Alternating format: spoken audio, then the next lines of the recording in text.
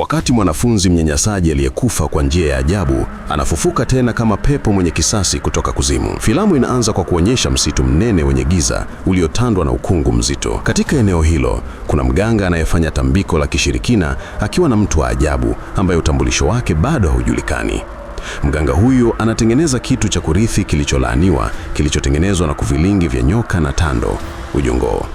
Na kutoka kwa viumbe hao wawili kinatokea alama inayoashiria nishati ya uovu iliyopandikizwa ndani ya kitu hicho.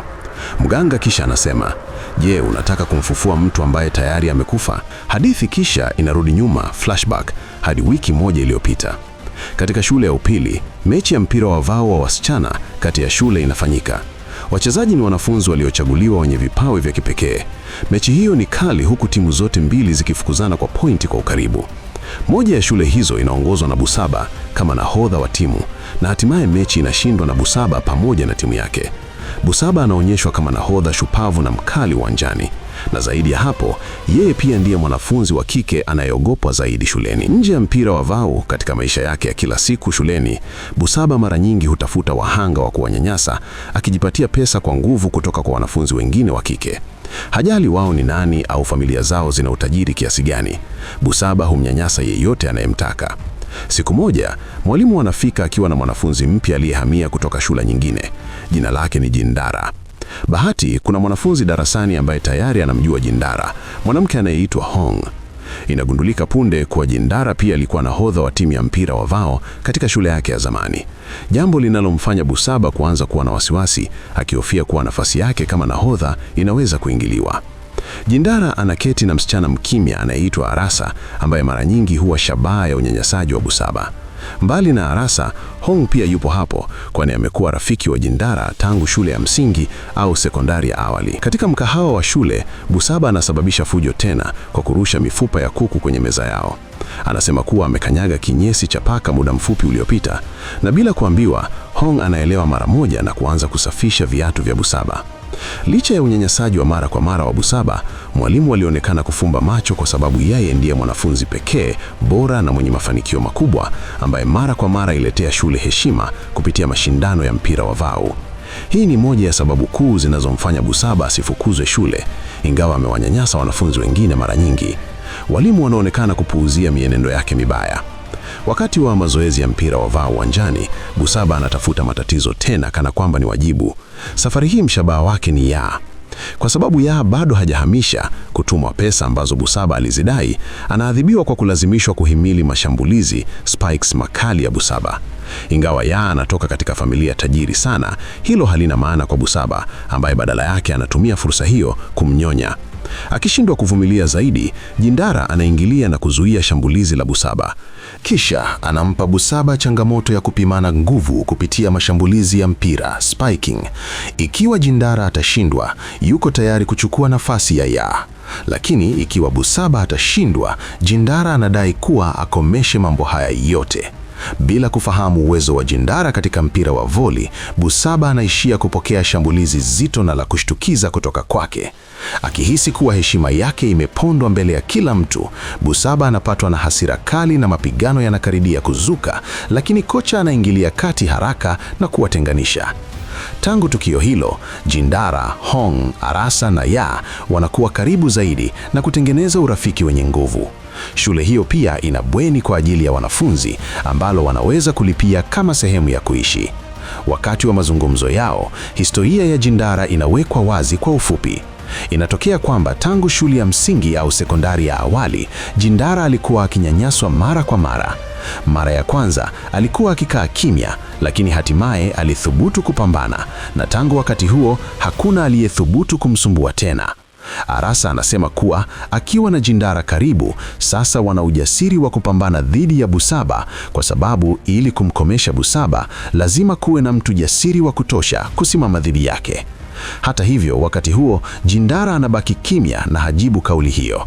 Badala yake anaulizia kuhusu historia ya Busaba, akitaka kujua Busaba ni nani hasa. Ya kisha anaeleza kuwa Busaba hakuwa hivi siku zote. Baada ya kuchukua likizo ya mwaka mmoja shuleni na kisha kurejea, tabia yake ilianza kubadilika. Kuna tetesi kuwa katika mwaka huo wa likizo, Busaba alipata ujauzito na kuutoa. Uongozi wa shule unajua ukweli huo, lakini kwa sababu Busaba ni mwolevu na mwenye mafanikio, shule iliamua kumbakiza. Tukio kisha linahamia kwa Jindara akiwa kwenye beseni la kunawia akisafisha doa kwenye sketi yake.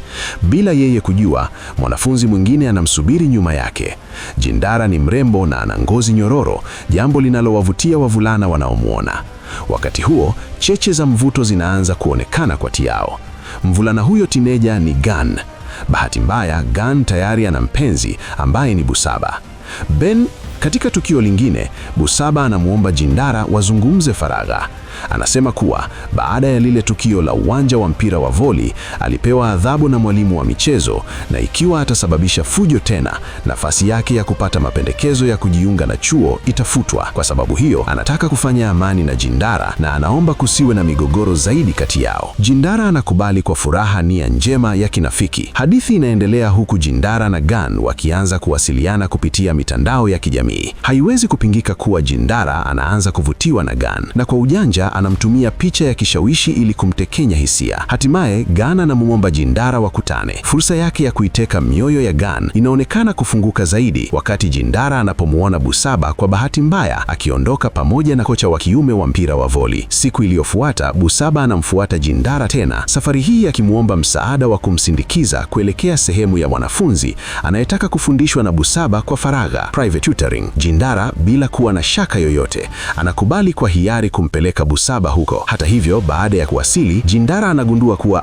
amepelekwa kwenye eneo lililojaa wanaume wenye mienendo mibaya. Bila huruma, Busaba anamuuza Jindara kwao, jambo linalomlazimu Jindara kupigana kishujaa ili kujiokoa mikononi mwa wanaume hao. Kwa bahati nzuri, anafanikiwa kutoroka. Akihisi kuwa jambo hili limevuka mipaka yote, Jindara anapatwa na hasira kali na kumkabili Busaba shuleni. Lakini kwa sababu hakuna ushahidi, hawezi kufanya mengi. Zaidi ya hayo, kitendo cha Jindara kufoka kinarekodiwa na wanafunzi wengine, jambo linalomfanya ajizuie.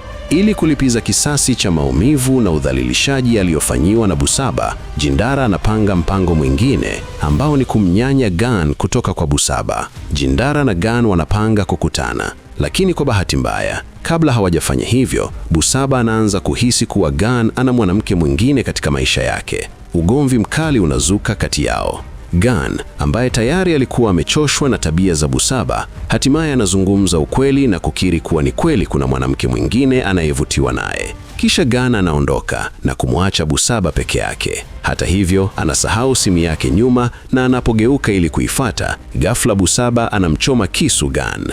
Akiwa amepofushwa kabisa na hasira, Busaba hajali tena kile anachokifanya. Baada ya tukio hilo, uongozi wa shule kwa kusita sana hatimaye unamfukuza Busaba shuleni. Hili linakuwa juto kubwa na pigo zito zaidi katika maisha yake. Muda fulani baadaye, shule inatikiswa tena na habari kuwa Busaba amejiua. Jindara na marafiki zake wanahudhuria mazishi ili kusali na kutoa heshima zao za mwisho. Ghafla, Ya anaanza kujihisi vibaya na Hong anaamua kumpeleka nyumbani, akiwaacha Jindara na Arasa nyumba. Wakati huo huo, mahali pengine pale alipofia Busaba, mganga anaonekana akifanya tambiko la ajabu. Wakati huo huo, wakati wa sala za mazishi zinazoongozwa na watawa, kitu kisicho cha kawaida kinatokea. Sauti ya mwanamke akilia inaanza kusikika na hali inazidi kuwa ya kutisha, huku upepo mkali ukipiga na taa kuzimika. Katikati ya machafuko hayo, Jindara anasukumwa na kuanguka chini. Wakati huo huo, jeneza la Busaba linaanguka mbele kabisa ya Jindara.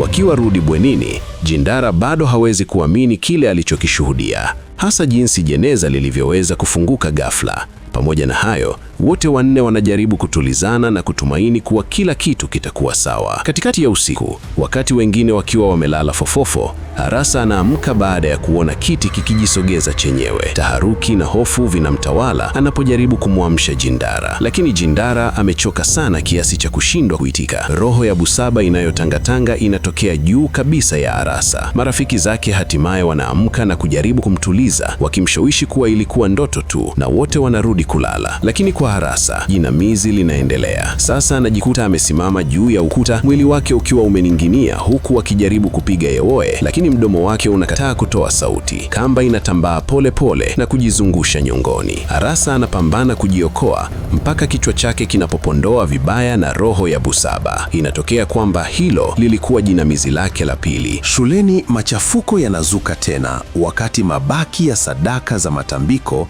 yanapogunduliwa kwenye uwanja wa michezo. Jindara na wenzake wapo hapo na kumuuliza mfanyakazi wa usafi wa shule kuhusu sadaka hizo. Mwanamke huyo anaeleza kuwa hayo ni mabaki ya tambiko la kuitisha roho, na akihukumu kwa sifa zake ni wazi kuwa ni aina fulani ya ushirikina wa giza ama uchawi. Anasema tambiko hilo lilikusudiwa kuitisha roho yenye kisasi. Anaendelea kueleza kuwa ndani ya siku 3 roho hiyo itawawinda walengwa wake. Siku ya kwanza itawatesa kwa kuwatokea maono, na siku ya mwisho roho hiyo itamuua mwathiriwa wake bila uwezekano wa kutoroka. Siku hiyo hiyo ugaidi wa roho ya Busaba unaanza. Roho hiyo inamtokea kila mmoja wao, mmoja baada ya mwingine. Anamuona roho ya Busaba akining'inia juu yake, kisha akishuka kuelekea kwake akiwa hana kichwa. Wengine wanaweza tu kutazama kwa kuchanganyikiwa, huku akijiendesha kwa njia ya ajabu. Hofu inaanza kukua miongoni mwao. Kwa mujibu wa mfanyakazi huyo wa usafi, roho hiyo hujidhihirisha tu kwa wahanga iliyowachagua. Kwa bahati mbaya, mwanamke huyo yuko nao bafuni wakati huo, lakini ghafla anaanza kujiendesha kwa namna ya ajabu. Taa za bafuni zinazimika ghafla na mwanamke huyo anaanza kuwashambulia. Kwa bahati nzuri, Gunn anafika kwa wakati na kuvunja mlango wa bafu uliokuwa umefungwa. Mwanamke huyo anapata fahamu na kupelekwa hospitali mara moja. Gunn tayari anajua kila kitu, kwani naye amekuwa akisumbuliwa na roho ya Busaba. Anawapeleka wote kwa mtabiri wa kiume ama mganga wa kienyeji mwenye nguvu ambaye anaweza kuwasaidia. Mtabiri huyo anaeleza kuwa roho wanayokabiliana nayo si mzimu wa kawaida, bali ni mzimu uliojaa kisasi kizito. Kisha anamuomba msaidizi wake alete kisu takatifu. Bila kutarajia, chini ya ushawishi wa nguvu za ajabu za Busaba, mtabiri huyo anajichoma kisu ghafla. Licha ya kujeruhiwa vibaya, anawaambia wamtafute yule mganga aliyefanya tambiko na kummwagia mkojo wa bikira uliobarikiwa. Vinginevyo, wanaweza kumuua mganga huyo, kwani hizi ndizo njia 2 pekee za kusitisha kila kitu. Lazima wafanye haraka kabla ya siku ya 3 kuisha, kwa sababu wakishindwa wote watakufa. Msaidizi kisha anawakabidhi ule mkojo uliobarikiwa. Wote wanakusanyika bwenini wakijiuliza ni nani hasa aliyehusika na kumfufua roho ya Busaba. Tuhuma zinaanza kurushua miongoni mwao na shaka inaangukia kwa Hong na Ya kwa muda mfupi, kwa sababu hakuna hata mmoja wao aliyehudhuria mazishi. Hong na Ya wanakanusha vikali, lakini tuhuma kisha zinahamia kwa baba yake Busaba na kocha wa mpira wa voni wa shule, kwa sababu nao pia hawakuwepo mazishini. Tuhuma nzito zaidi zinaelekezwa kwa baba yake Busaba. Kulingana na hadithi ya Gunn, maisha ya Busaba yalikuwa ya kusikitisha sana. Baba yake alikuwa akijihusisha na uchawi na inawezekana sana akawa ndiye aliyekuwa nyuma ya kila kitu. Hata hivyo, bado hawajui nia hasa ya kumfufua Busaba. Gunn aliwahi kumsindikiza Busaba nyumbani kwao na kuona kuwa baba yake alikuwa mlevi kupindukia. Kila alipokuwa mlevi, Busaba alikuwa anakuwa shabaha wa ukatili wake. Ndiyo maana alikimbia kutoka nyumbani na kuamua kuishi bwenini. Hatimaye wanakubaliana kumtafuta baba yake Busaba, na ikiwa watashindwa kupata majibu kutoka kwake, mtu wa mwisho atakayemkabili ni kocha wa mpira wa vavu. Muda mfupi baadaye, wakati wa mtihani shuleni, wanafunzi na walimu wanapigwa na butwaa kwa kutokea kwa roho ya Busaba. Anatokea ili kufanya mtihani na hata anamuomba mwalimu karatasi ya kujibia. Baada ya tukio hilo, kila mtu anakusanyika katika ukumbi wa michezo ambapo kocha wa mpira wa vavu anakuwepo. Yasa na Jindara wanamuhoji wakimuuliza kama yeye ndiye aliyemfufua roho ya Busaba. Kocha huyo anachanganyikiwa na kuhisi amenaswa, na hatimaye anakiri kuwa alikuwa na uhusiano na Busaba. Ghafla anapagawa na roho ya Busaba ambayo inathibitisha ukweli huo. Uhusiano huo haukuwa wa mapenzi bali wa maslahi. Busaba alihitaji nafasi ya uhakika ya kujiunga na chuo, na kocha angeweza kutoa nafasi hiyo kwa sharti kwamba Busaba alale naye. Jambo la kusikitisha zaidi, mwalimu mkuu naye alihusika, akifurahia kisiri uhusiano haramu na Busaba pia. Roho ya Busaba kisha anamfedhehesha anamwangusha kocha kwa kumlazimisha kuvua nguo mbele ya wanafunzi wote. Muda mfupi baadaye, kocha anapata fahamu na kila mtu anajawa na hofu kwa kuuona roho ya Busaba akining'inia juu yao. Tumaini lao pekee lililobaki ni kumtafuta baba yake Busaba. Wanavunja na kuingia nyumbani kwake na kugundua sadaka nyingi na vifaa vinavyotumika kwa matambiko ya uchawi. Mashaka yao yanathibitika wanapoona picha ya utotoni ya Busaba ikiwa inawekwa kwenye eneo la tambiko. Wanaharibu eneo hilo, lakini punde si punde baba yake Busaba anafika na kuwashambulia baada ya kugundua kuwa tambiko lake limeharibiwa. Mwili wake unapomwagiwa mkojo uliobarikiwa waliopewa na mtabiri hapo awali, baba yake Busaba anapatwa na maumivu makali akikimbia na kujaribu kuwaepuka, lakini wanamfukuza. Ghafla, Hong anafika akiwa ameshika mwanasesera aliyemkuta ndani ya nyumba hiyo, akidai kuwa ni mwanasesera wa roho ambaye lazima aharibiwe mara moja. Kusikia hivyo, wanamwagia mkojo uliobarikiwa juu ya mwanasesera huyo na matokeo yake yanatokea papa hapo. Baba yake Busaba anapata malipo ya papa hapo, karma, akianguka na kichwa chake kuchomwa na uzio wa chuma wenye ncha kali, jambo linalomuua. Ikiwa baba yake Busaba ndiye aliyekuwa amemfufua roho yake, basi sasa wanapaswa kuwa huru kutoka kwenye laana hiyo, lakini wanaweza kuwa na uhakika tu baada ya usiku wa manane kupita. Yasa anaenda nyumbani na mama yake wakati Jindara anachukuliwa na Gan. Pamoja wanaenda kumtembelea mtabiri ambaye kwa sasa amelazwa hospitalini kutokana na majeraha yake ya awali. Wanampa mwanasesera wa roho na kumuuliza kama kila kitu kimeisha kweli. Mtabiri anawasifu kwa kulishughulia suala hilo vizuri, jambo linalowapa Jindara na Gan unafuu fulani, lakini pia anawashauri wakaende kuomba kwenye hekalu ili roho ya Busaba iweze kupumzika kwa amani. Hatimaye Jindara anagundua kuwa ameacha simu yake nyuma kwenye hekalu. Anarudi peke yake wakati Gan anamsubiri kwenye gari. Akiwa njiani, Jindara anapita karibu na muuzaji wa barabarani anayeuza hirizi, na kimoja cha vitu hivyo vinamvutia kwa sababu vinafanana kabisa na kitu alichokiona nyumbani kwa baba yake Busaba. Muuzaji anaeleza kuwa hicho ni matapisi ya ngiri yanayotumika kama hirizi ya kujilinda dhidi ya roho waovu. Ghafla, Jindara anakumbuka kuwa Hong alipata kitu kama hicho nyumbani hule, na akidai kuwa ni kitu alichosahau. Kwa mwanasesere wa roho ambaye alihitaji kuharibiwa. Anatambua kuwa Hong alidanganya. Akiwa na taharuki, Jindara anakagua muda na kuona kuwa ni saa 5:58 usiku, ikiwa imebaki dakika 2 tu kuelekea usiku wa manane. Wakati huo huo, kule hospitalini, yule mtabiri anashambuliwa na roho ya Busaba na kuuawa. Anayefuata ni Gan, ambaye anakuwa shabaha akiwa anasubiri ndani ya gari. Gari hilo linaanza kujiendesha lenyewe, na kwa masikitiko, Gan anashindwa kutoroka huku kichwa chake kikichomwa na nondo ya chuma iliyochomoza. Jindara anaachwa bila msaada baada ya kushuhudia unyama huo. Anarudi hospitalini na kumkuta mtabiri amekufa, akiacha nyuma kisu kile kitakatifu pekee. Kimya kimya, Jindara anakichukua, anamfahamisha Hong kuwa laana haijaisha na anamwomba wakutane nyumbani kwa baba yake Busaba. Hong kisha anawasiliana na Arasa na kumwalika waende pamoja, wakati Ya, bila kujua lolote, akiamini kuwa kila kitu kimeisha. Ghafla, roho ya Busaba anatokea tena na Ya anakuwa mwathiriwa anayefuata, akikutana na mauti yake. Upande mwingine, Hong anampeleka Arasa kisiri kwenye ukumbi wa michezo ambapo Busaba alifia. Arasa bado hatambui Hong ni nani hasa. Hong anamwambia Arasa afuate tambiko analofanya, akidai kuwa litasimamisha laana. Wakati huo huo, Jindara yuko nyumbani kwa baba yake Busaba. Hatimaye inagundulika kuwa Hong ndiye hasa aliyemfufua roho ya Busaba. Jindara kisha anapokea ujumbe kutoka kwa Arasa akisema kuwa yuko na Hong kwenye ukumbi wa michezo. Jindara anapojaribu kumpigia Arasa, simu yake inazimika ghafla. Arasa anaelekezwa kusali mbele ya roho ya Busaba na kuomba msamaha ikiwa kuna makosa yoyote yalitendeka. Na wakati huo, Arasa anaomba msamaha kwa niaba ya Jindara, Gan na Ya kwa kumuua Busaba. Kusikia ungamo hili, Hong hatimaye anatambua kuwa Busaba hakujiua bali aliuawa na wao wanne. Hadithi inarudi nyuma, flashback, siku kadhaa zilizopita, wakati Busaba alipogundua mazungumzo ya simu kati ya Gan na Jindara.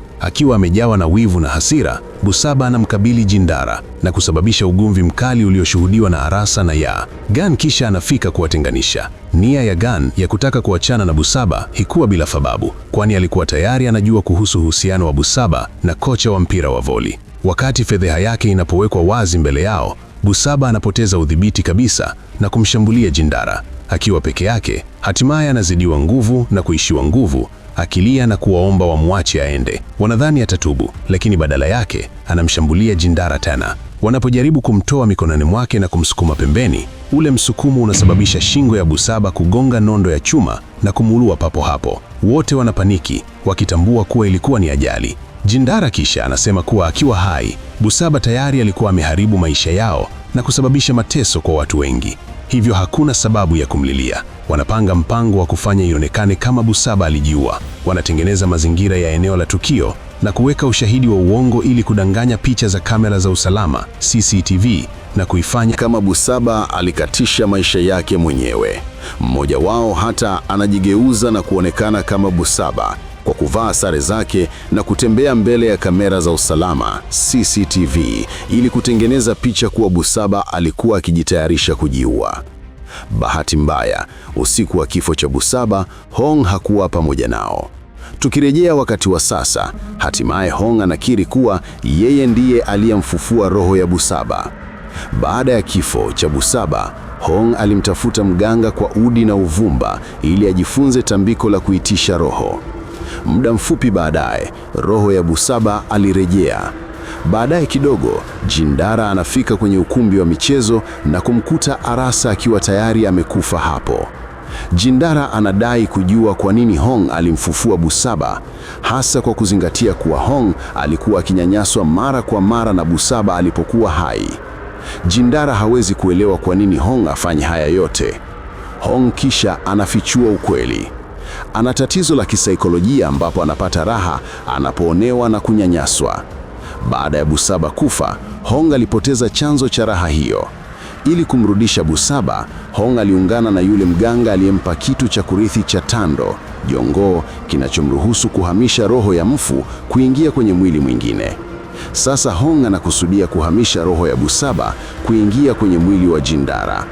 Hong anaonyesha kile kitu cha kurithi huku Jindara akichomoa lile kisu kitakatifu alichopewa na mtabiri.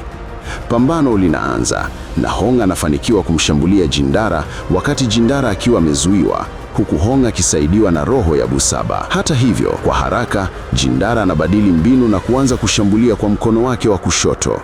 Kile kitu cha kurithi kinaachia Tando, majongoo wanaoanza kutambaa kuingia mwilini mwa Jindara, huku Hong na roho ya Busaba wakiwa wameshikilia mikono yote miwili ya Jindara, jambo linalowaruhusu Tando hao kuingia ndani yake bila upinzani. Muda fulani baadaye, kila kitu kinarudi kuwa kawaida. Jindara bado yuko hai na Hong pia yupo, lakini ndani ya mwili wa Jindara sasa kunaishi roho ya Busaba.